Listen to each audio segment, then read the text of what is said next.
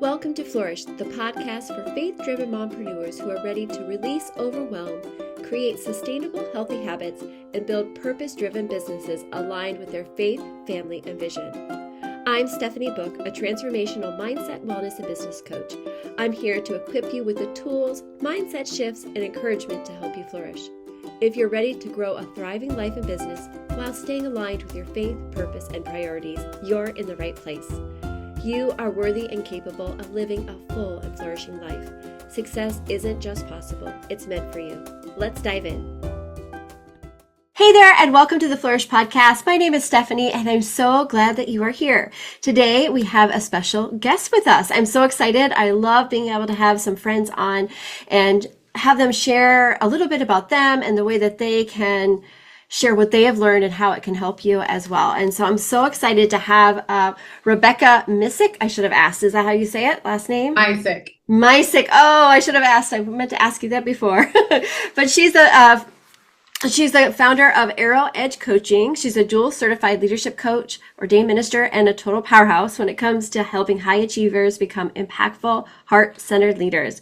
She helps people tap into their calling, align with their God-given vision, and lead with clarity and character. I just cannot wait for this conversation. We've been able to talk a little bit before this and a previous time, and we just had so much fun talking. So, Rebecca, I'm so glad that you are here. It is so great to be here with all of you. Thanks for the invite. Absolutely. So, tell me a little bit about you, your story. What led you into with your coaching, and what lights you up in your work and what you do today? Oh my goodness. What lights me up is my clients. Honestly, I think of every relationship and every new person I meet, it meets my need for adventure. The person in front of me is a new adventure, a new trail to hike, something new to discover. And the way I'm graced in my life is I can pull the potential out of people like that. That's just what I love to do. And so the thing that really hypes me up is when somebody has a real big aha. You can see their eyes open bigger. You can see their face open up. And I was just born to do this. So the way it all started, though, was that I had nosed my way into a coaching class, like with the senior leadership of the church, which I was not at the time. I was running a Bible school. And in that moment, that teacher recognized me. They said, "You're a natural." And so I really took to it, and I decided to just learn all I could in it. And oh my goodness, I found out it was more effective than pastoral counseling. And I saw more breakthrough and more ahas and more forward motion. And I saw so much lasting change that it just lit me up. I could just do it forever. And so I chose to then do it forever. That's awesome.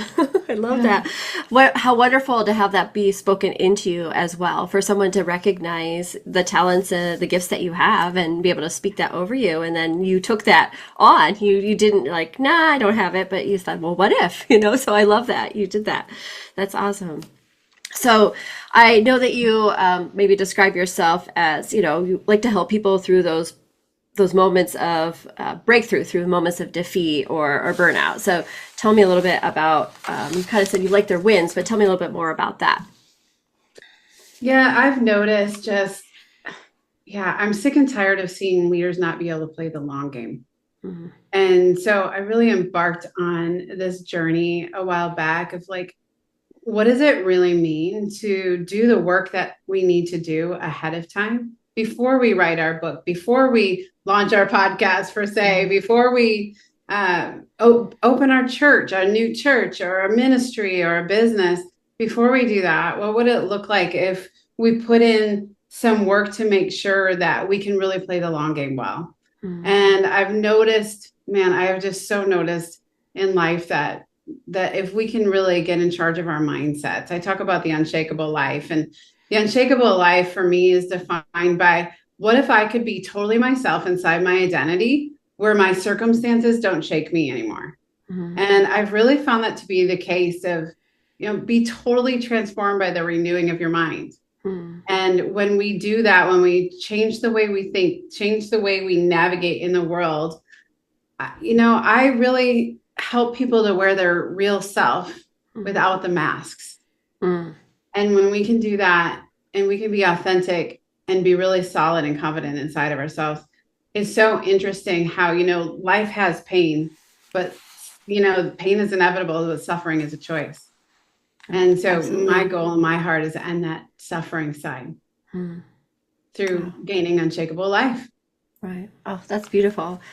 Oh, I love how you bring that out, because I know so many of us struggle with that, with where we have that wall up, right? That we're only very few people might see past that wall, if anybody at all, unless we're allowed to, really be true with who God is speaking into us, who he says that we are. And I don't know, it's so easy for us just to put up that wall, that mask, because it's somehow we think it's easier to hide behind the wall, but actually it's making it more difficult for us. We're putting all that pressure, or just everything is masked beyond that, and then we're not fully shining in the potential that he has for us, or what he has in store for us. So that's really awesome. I was exploring that. Would it be okay if I spoke into that for a second? Absolutely. Yeah. My goodness, I was exploring that because leaders showing up transparently, authentically, vulnerably typically causes pain, right? Mm-hmm. You end up with judgment or shamed or things like that. And so one main question I'm seeing of leaders is, how can I be transparent, authentic, and vulnerable without getting my butt handed to me, without really paying that high cost? And the revelation I got, just the metaphor I got, was, what's the dress code in each situation? And what I mean by that is, do you show up wearing a suit? Do you wear a swimsuit? Or are you fully naked, right? Naked is totally vulnerable. Well, that depends on what environment you're in. You're not going to come to the workplace in a swimsuit, right, and show everything up, but it totally fits on the beach. And so for me, it helped me box together, I can be totally authentically myself, but wearing a different part of myself that corresponds to the situation I'm in. And I've been really having fun helping leaders to just figure out, do I wear a suit here? Do I wear casual? Do I wear a swimsuit? Or do I just come fully exposed? Right. We have to know what the dress code is for the environment that we're walking into. Not a mask. There's no mask. You never have to wear a mask in that metaphor. Right. Oh, I love that. That's a beautiful picture of that. And it's so true. There's definitely places where you can be more vulnerable. You can be, there's our places where maybe that professional suit needs to be on, where you can share just what you need to, but still be your true self, be your authentic self. But that's definitely something you need to work through and learn how to do, I'm sure. So that's awesome. I know that you have mentioned, faith without works is dead, and you have a unique perspective on walking in faith that might not hear. So tell me a little bit about your perspective on that. Yeah, I know, in church, we really learn the spiritual side of faith. Faith is being able to walk into the unknown, the uncertainty, I don't definitely have the answer. And it's also this place of getting certainty and congruency within yourself. And what I mean by that is that faith without works is dead. Well, if I get certainty over a situation, faith is certainty, then I'm going to have the actions that correspond with that certainty that's in my heart. And so it's really underestimated the power of a decision. And the power of a decision means, okay, I get certainty within myself, and now we are more than just a spirit being. We also have to get that into our bodies and into our hearts. And when we have all of that congruent within ourselves, then we're in a place of certainty. And when we get into a place of certainty, now there is where the action of faith happens. So I think sometimes we miss this part of, we got to get it into our nervous system. When we feel confident on a desired outcome and a direction we're going, if you think about it, if I turn this way and put my eyes this way, my body, when it gets up, is going to go that way. It's not going to just go that way where I'm not looking. And so I have to focus my eyes, my direction, and my actions on the direction I want to go, which is it's an action of faith. So faith is certainty. and my actions follow that certainty, which means I can be courageous because I've got that comfort within myself, knowing that I'm doing what aligns and what I'm supposed to be doing.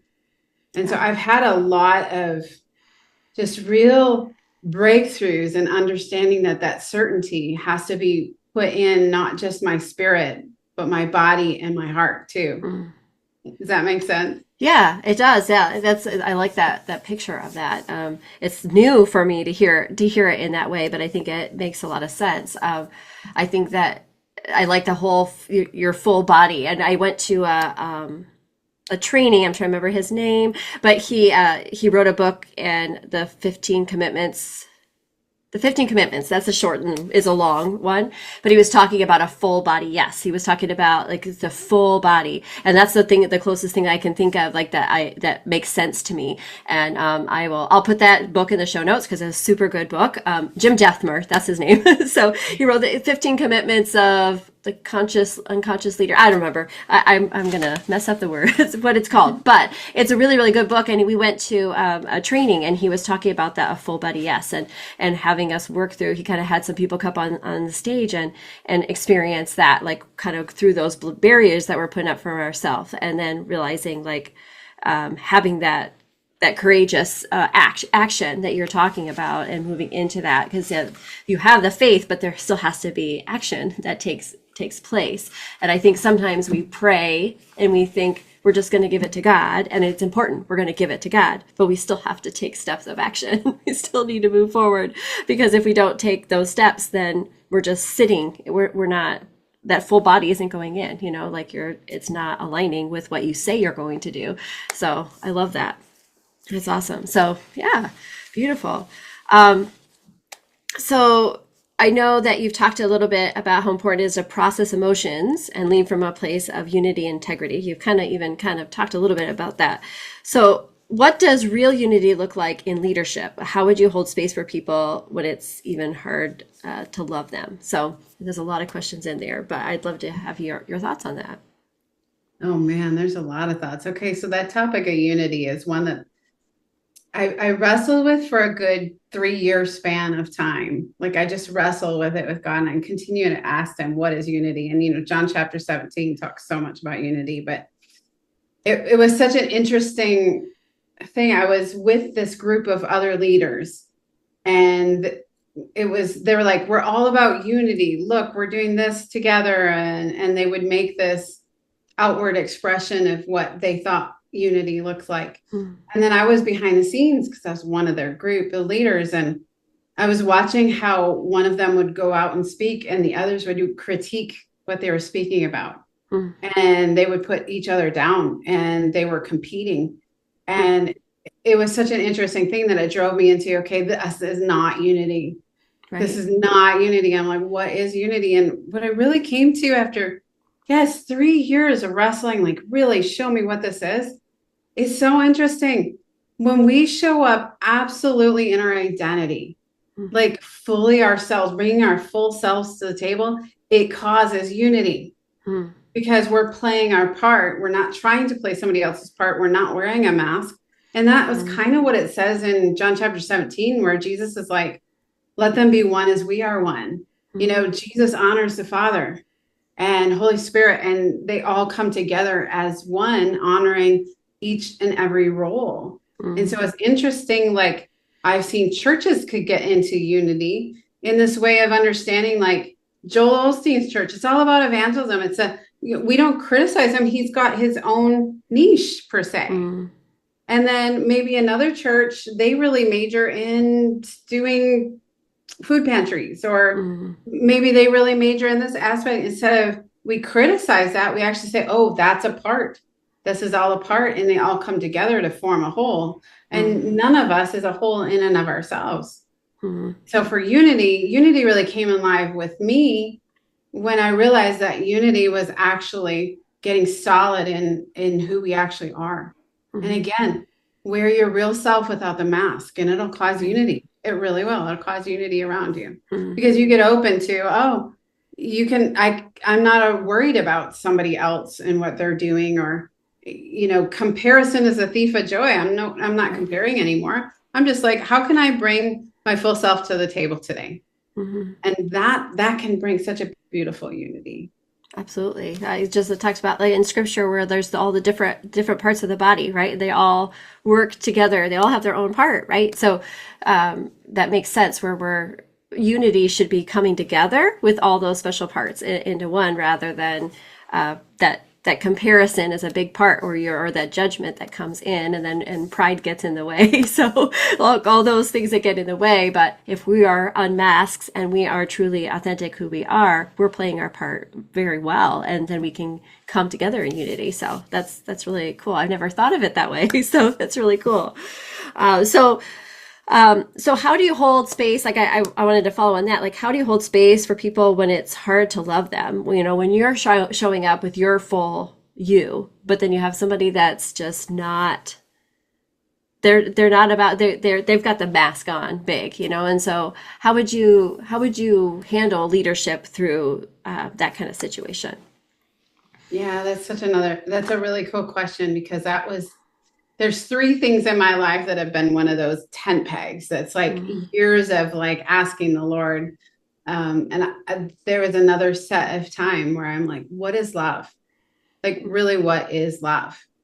And it's interesting what I found throughout the years of what love looks like. It's so multifaceted. The fruit of Holy Spirit is love, and all of its different manifestations, which is joy, peace, patience, kindness, goodness, faithfulness, gentleness, and self-control. Right. It's interesting when you change the meaning you're giving your situation, when you can reframe it and take it from a different perspective, how you can receive people without judgment and be able to love them in the state that they're currently in. I had a major life transition where I had my spouse had gone completely on a different highway than me, like completely. He is now in the LGBTQ circles, and he has become an atheist, and he likes, it's stuff that just it isn't the lane I'm in, right? Right. Mm-hmm. We have a very good relationship going forward. Obviously, I couldn't continue to walk with him in that journey because I just simply don't walk that same way. Right. But it's been incredible to find, what does love look like in the midst of such disagreement?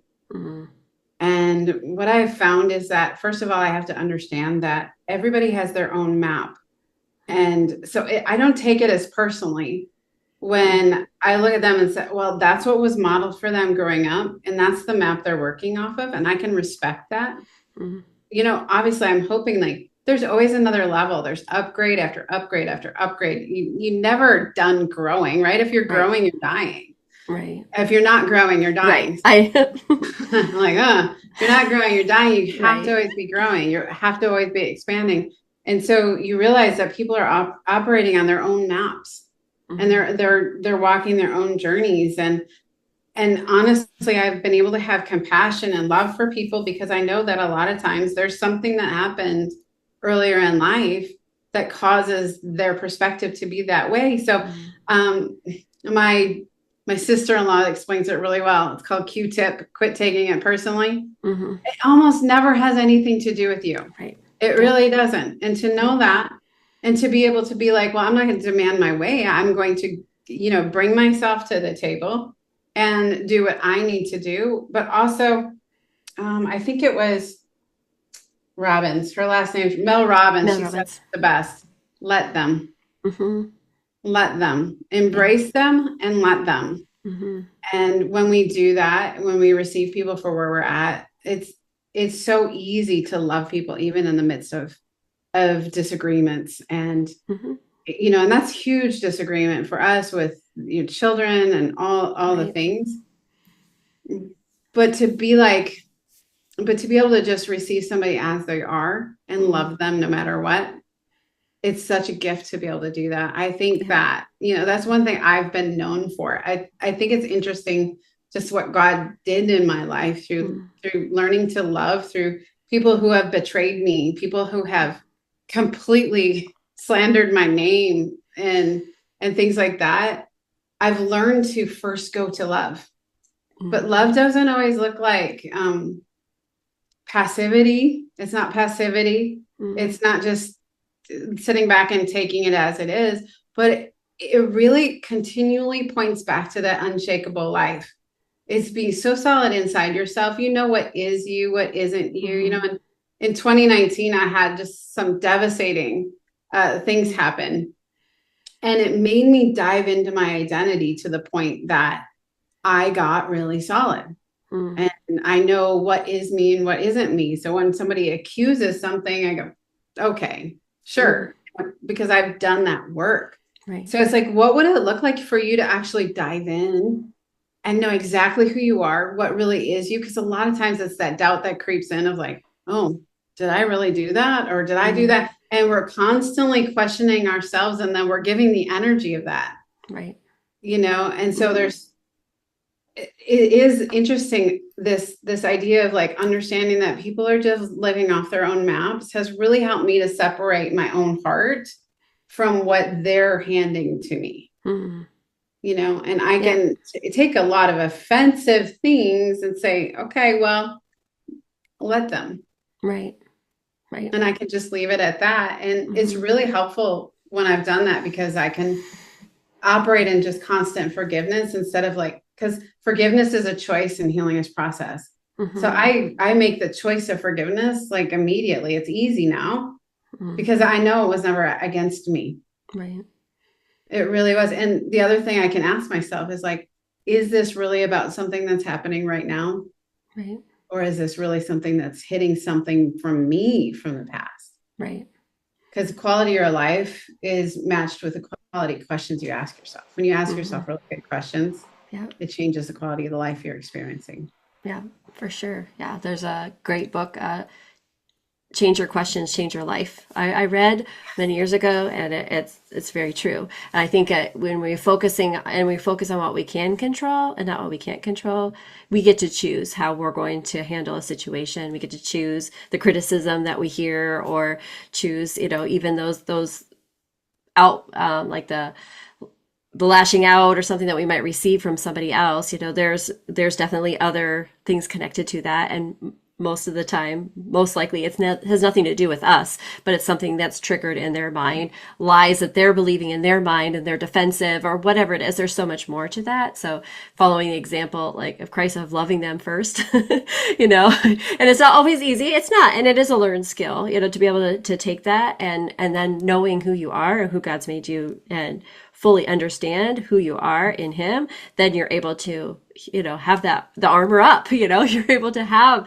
everything ready for those different things that come at us, because you're solid there. So, but it takes work, it takes practice, it takes continued growth, and working on learning how to reframe your mind and stepping into scripture and everything. So I wholeheartedly agree with what you're saying there. I think it's really good and important for us to take things that are coming at us and stopping and saying, what can I control, because that will change so much of how we respond. And you know what? We can control us. Right. Yeah. Our own selves. That's what we really have control over. And so I have to be able to say, what meaning am I giving this situation? Right. And is this something that's happening right now, or is this something that's happened in the past that's kind of coming up for me?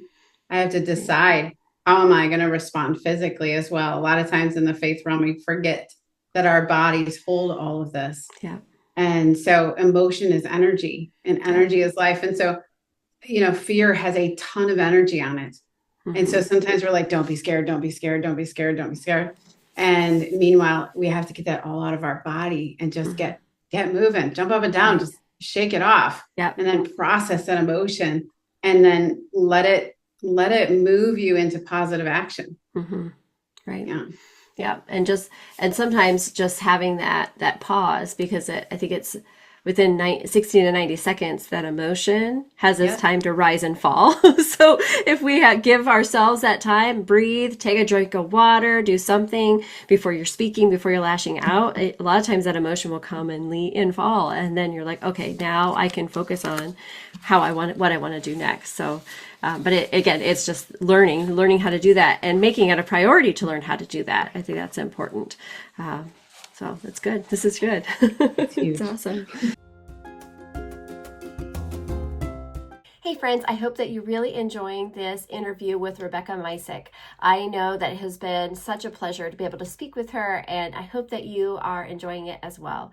I just wanted to make sure that you knew to be on the lookout for the Growth Vault that is launching this week. I don't quite have it ready, but if you want to be the first one to know when everything is ready to go, just put growth in the comments or message me on Instagram at steph.book and I will get you that Growth Vault. It is packed with so much stuff. I'm so excited. So be looking for that. And remember, if you want to be on the waiting list, just put growth in the comments or tag me. I hope that you're enjoying this. So let's dive back in and listen to the rest of the interview with Rebecca.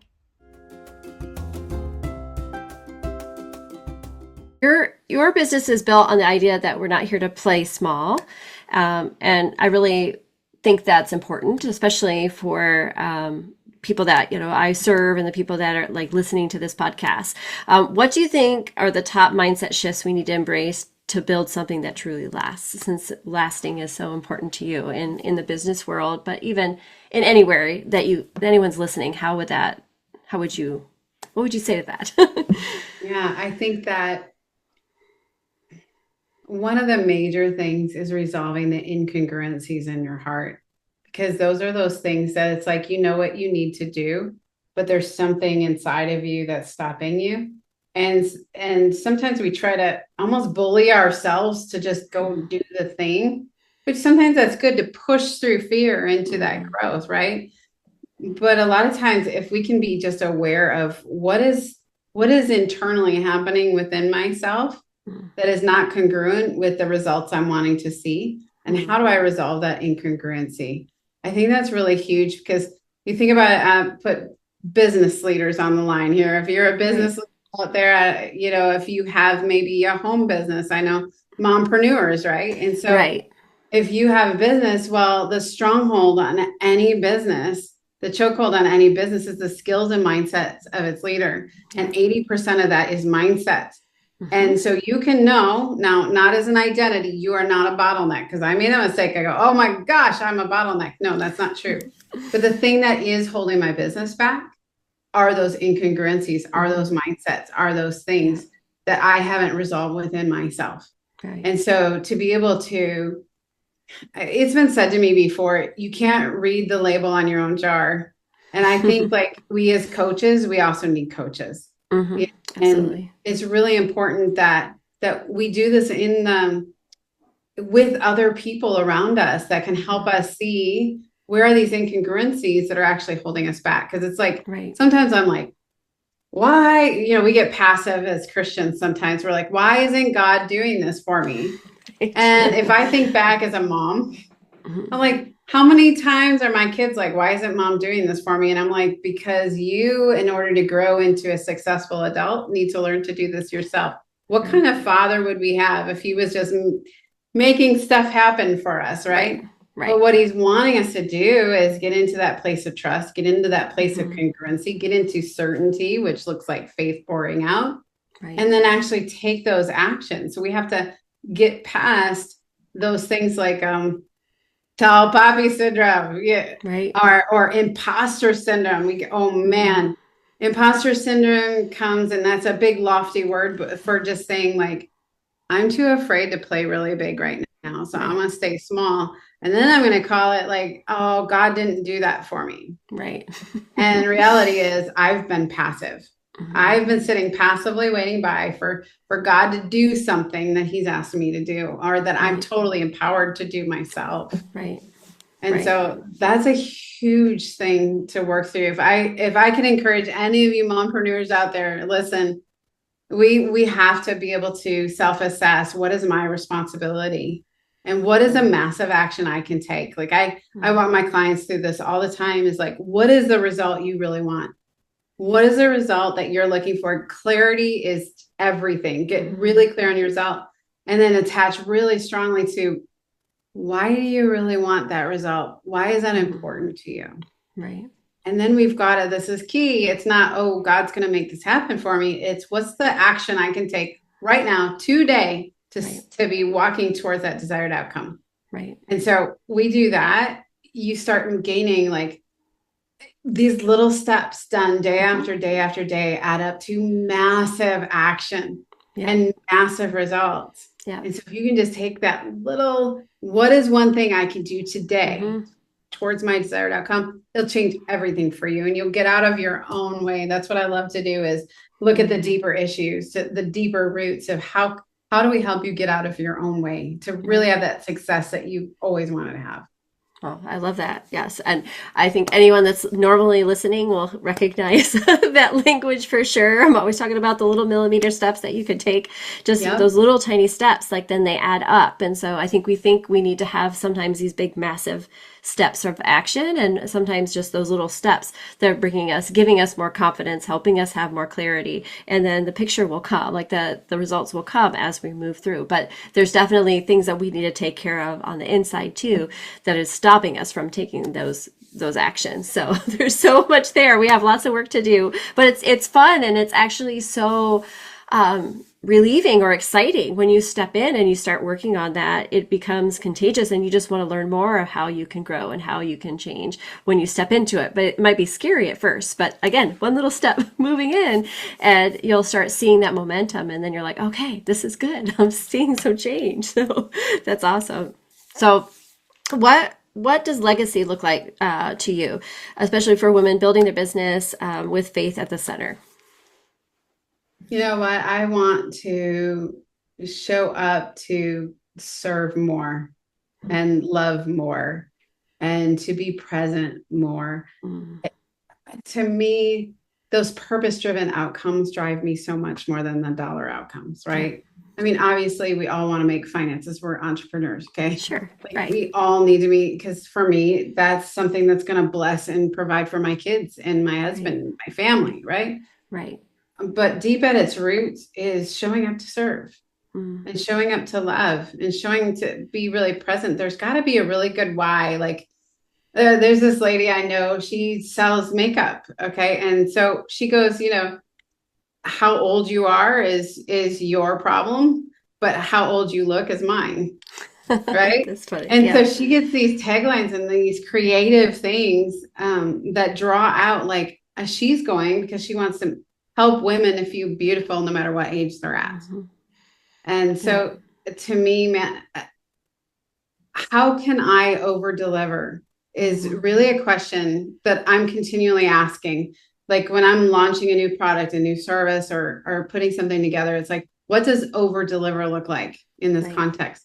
And also there's always a never ending improvement to be happening. And so what I am doing now, it's always so good to say, how could I make that even better? Like what's the little millimeter change that I can make that would make a bigger difference for somebody else?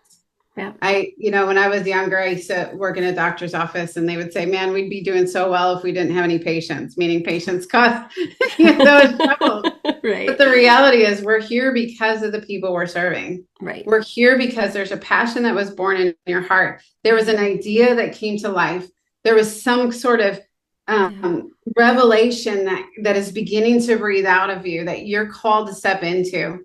And my thing is, you can never over deliver too much. You can never give too much away because giving comes with reciprocal giving. It's a law of reciprocity, right? Right. Giving allows people to give. Now, at the same time, balancing statement is, yes, it's important to charge for what you do and to get an income. Because I know some people, they'll serve to a place where they're like, oh yeah, I'll do it all for free. No. Your customers need to have buy-in too. Right. But it's to be coming from this perspective of open-hearted love and serving for a purpose and a mission. Right. For me, every client that I serve is an absolute beautiful adventure to have. And the destination I'm looking for is what is the potential that's in them and how can I pull it forward? Right. Like you get your mindset around that, man, you will go so far and you'll be able to get past those things like I feel afraid, I feel shy, I feel those things, or I feel like I'm not good enough, or maybe I don't have what it takes. All those things, you're focusing the wrong direction. Right. Let's focus on where we're going and how you can really show up in the moment. My daughter, she just graduated from 8th grade. They had a big graduation thing last night. It was really beautiful. And the speaker, who is actually the security guy for the school, but he was speaking, he said, he was encouraging the students. And I thought, man, we all need to do that. So he said, sometimes you're going to have no idea what to do next. You're just not going to know where you're at, where you're going, or how to even show up. But he said, all you need to do is find the next right thing to do. Yeah, absolutely. So to me, it's like, how can I find the next right thing to do? Yeah. Oh, I love that. Oh, that's beautiful. So wonderful. So I know you're launching some exciting things. So tell me about Unshakable Life Community and the Peak Trail program. Oh, thank you for asking. It is my bread and butter. I am looking to get a group of 100 entrepreneurs, business people together that we can learn to play the long game well. Okay. And what I mean by that is, like, I help people to wear their real self without the masks. And I help people to get their subconscious to trust them again. And when life begins to really suck, we find the spot and we make sure it doesn't stay that way. So we are pioneering a community of professionals for a couple of reasons. First of all, it's Monday momentum. Like, let's set our intention. Let's set our goals. Let's set our own standard, right? Raise your own standards. Let's get set for an amazing week ahead. And secondly, what we really want to do is networking. We really believe that real magic happens inside a relationship. I personally believe my core value is that relationship is everything, whether it's with God, whether it's with others, or whether it's with your own self. Right. That relationship is absolutely everything. And so we are really on the move doing that. And we're being really intentional about people meeting other people from around the world. Now, talking about an adventure. People from other countries and other states. That's awesome. It's really neat when everybody's an expert in their own right. And when we can bring ourselves all to the same table, we can hear new perspectives, new ideas, and innovation begins to happen. And so my vision for that is that so much innovation would be birthed through that. And so that's just a monthly subscription group. It's just fun. We're having a blast. And then the Peak Trail, the way I describe it is, so it's a 12-week program. And the best way to describe that thing is to figure out who you are in every situation of life, to be congruently yourself and have the right breakthrough mindsets that'll push you through to your goals. It's kind of like, I don't know if you've watched The Lion King, but I always talk about how Mufasa, the father, is talking to Simba, the son. It's just such a good example. And he said, look at all that the light touches, all of this is yours. And so I love to help people ascend the journey up the mountain to get to that mountain peak look so they can really know what their next trail is and really be focused on to me, one big question I love to ask is, like, if you could just change one thing, it would affect every area of life. What would that one focus be? And it's interesting because there seems to be like a different thing every year or every 6 months that tends to need to be the focus. So I help people with those three things. And we really have had some amazing results. Like my girl, Lydia, I love her. She moved across the country. She started her own business. She was learning to lead other people and she was creating something of impact. But this time she didn't want to do it the same way as she's always done it, with fear, with isolation, with always doubting and second guessing. So she signed up to do the Peak Trail in the midst of that. And she said, I got a couple, I just want to share these things with you. She said, I removed now I want to get it right. Mm-hmm. Oh my gosh, I just lifted the glass ceiling off of myself. Mm-hmm. And the Wow. other thing she said is, coaching helped me to rewrite my thinking. It built my faith and courage. It's becoming a ripple effect into my business and relationships. It's just beautiful. And what she means by that is while she's launching her business, she's working on every area of her life. And so that it ends up that it helps you to play the long game really well. Right. It helps you to step in fully as yourself. And so we're just having a blast over here. Thank you for asking and letting me share. It's really what lights me up is seeing those incredible results. We had another lady who she had not been intimate with her husband in 10 years, and she had actually filed the divorce papers. And we were working together for 3 months. And in that, she had a 180-degree turnaround where they had intimacy back in their relationships. They're now helping other married couples. She's made and because here's the key to this, that's really important with this testimony is there's this 180 turnaround of herself because she was so busy trying to be the person everybody expected her to be that she lost track of who she really was. Right. When she became who she truly was inside of herself, she was able to launch a business network of over 200 business leaders in her area. Wow. And so she's really awesome. Her personal stuff and what was going on inside of her always bleeds out into her business. So when you're thriving in all incongruency, it bleeds out into what you're doing in your business.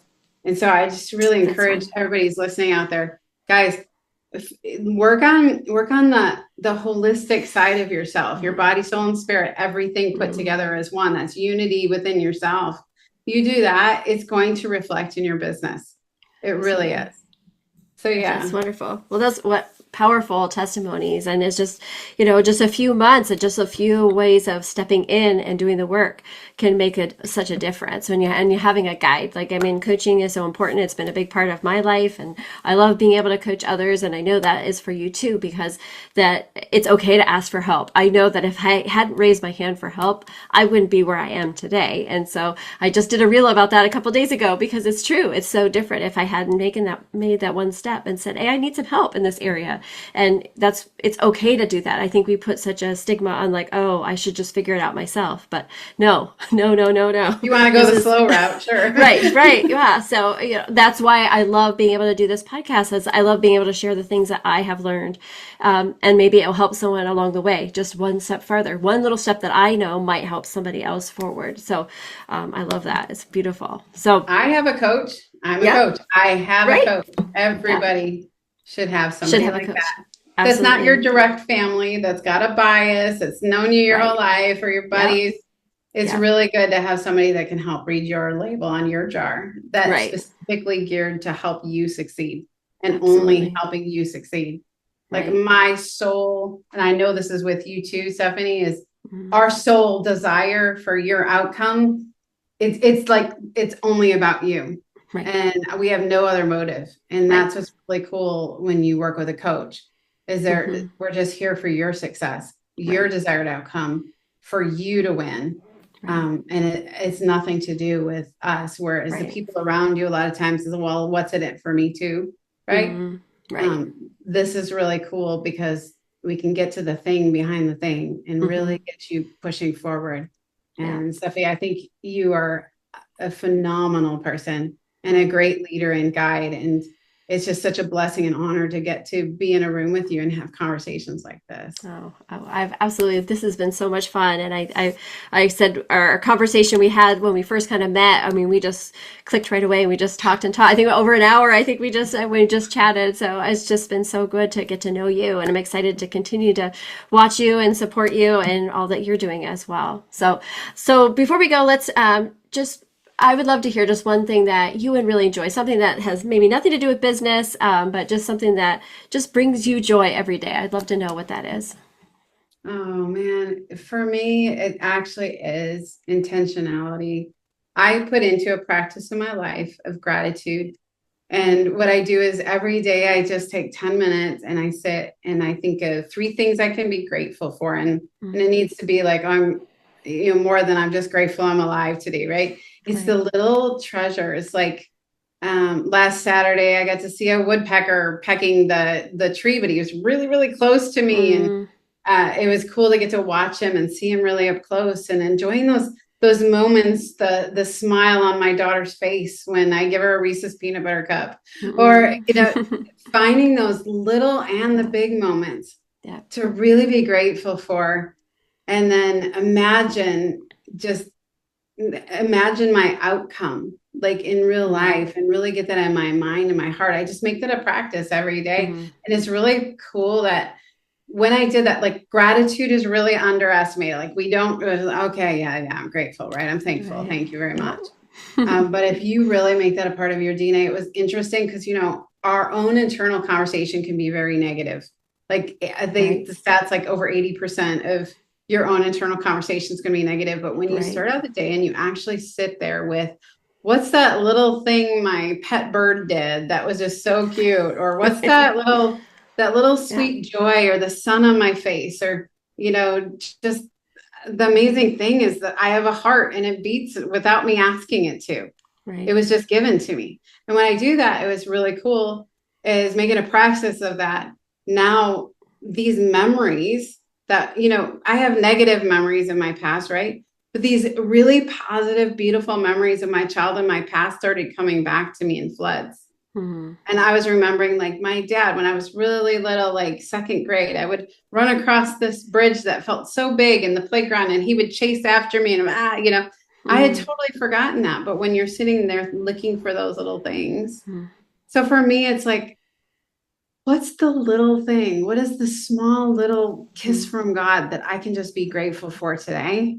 And making it, just staying in this beautiful state. It sets your whole day off really well, and looking for the blessing in absolutely everything. I know that can sometimes seem like a canned answer, but I always used to blow it off like, blah, blah, blah. But when I actually put it to work, I realized the level of breakthrough that gave me was monumental. Yeah, it really was. That's awesome. Yep. Anyone that listens is not a stranger to me talking about gratitude on here. We get a lot, like you and I. Yes, we do. That's awesome. Well, before we go, just really quick, why don't you let everybody know what's the best way for them to find you, follow you, so that they can be part of your world as well? Oh, that'd be amazing. You can go on our website. It's getarrowsedge.com.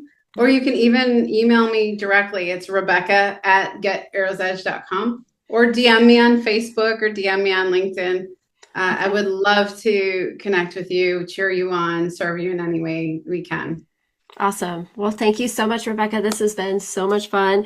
I will make sure I put all those links that you can get in touch with Rebecca in the show notes. And yes, there's so much gold, so you probably are going to want to listen to this more than one time. And please pass it on to anybody you think it would be helpful for. Remember that you are fully capable of living a full and flourishing life. Success isn't just possible, it's meant for you. Take care. Thank you for joining me on Flourish. I hope today's episode left you feeling inspired and equipped to take your next step with confidence. If you enjoyed this episode, I'd love, love, love for you to subscribe, leave a review, and share it with a friend who needs this encouragement. Be sure to connect with me on Instagram @steph.book and join our Facebook community of faith-driven women who are ready to flourish. Make sure to check out the show notes for all the ways we can connect and continue this journey of growth together. My friends, remember, you are worthy and capable of living a full and flourishing life.